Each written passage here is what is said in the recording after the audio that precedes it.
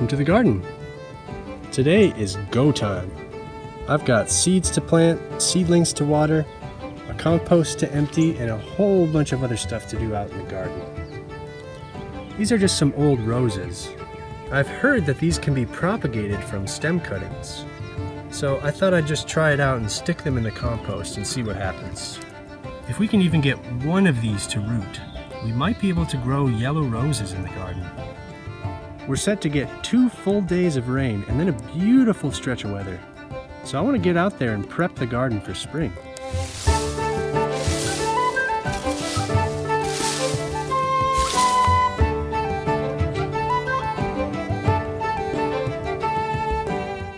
Right now, most of the garden just looks bare, but there are actually perennial plants under these leaves. We have some hostas and some ferns, and I want to poke around and see if I can uncover them.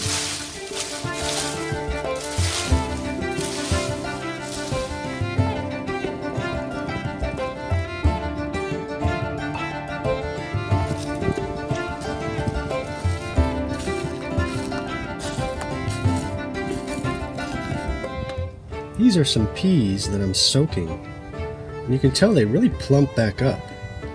I've soaked them overnight, but we don't want to soak them too long, otherwise they can get soft.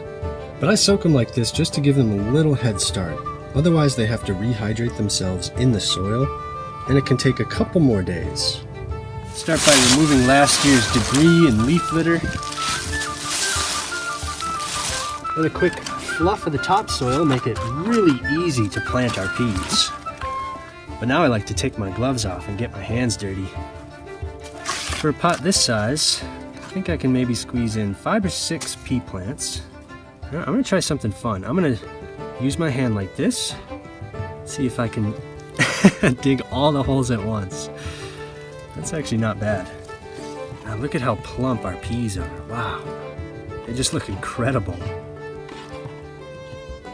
You know what, I might be able to get 2 here if I do this. And we'll just very lightly cover over.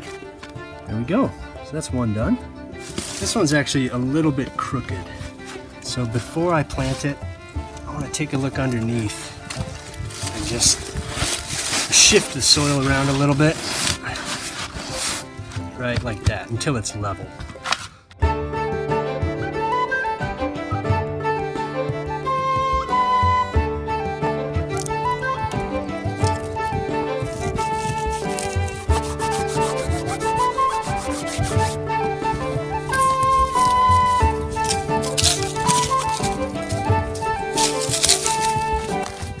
This is a lettuce flower, and it actually looks a bit like a dandelion on a much smaller scale.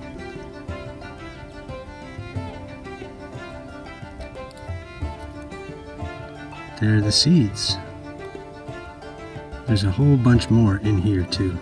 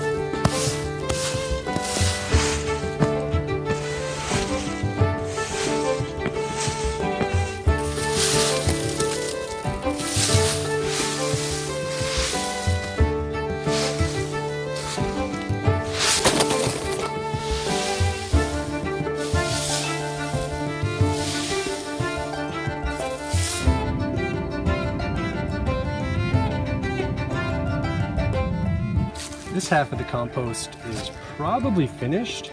We might be able to sift a batch today, but right now I just want to empty the bin from the kitchen. So let's move aside some leaves here. And all this down here is unfinished. and it was actually frozen solid just about a week ago. The deeper you can bury your compost, the safer it is from scavengers. And you know what? Can you hear that? The compost is still frozen solid about halfway down. I like to balance out all these nitrogen-rich food scraps with carbon-rich dried leaves. And then mix in our scraps. Another cool thing about using dried leaves is they make a great scrubby. Then just a quick rinse. And with that, I think we're finally done. It's been an extremely productive day in the garden.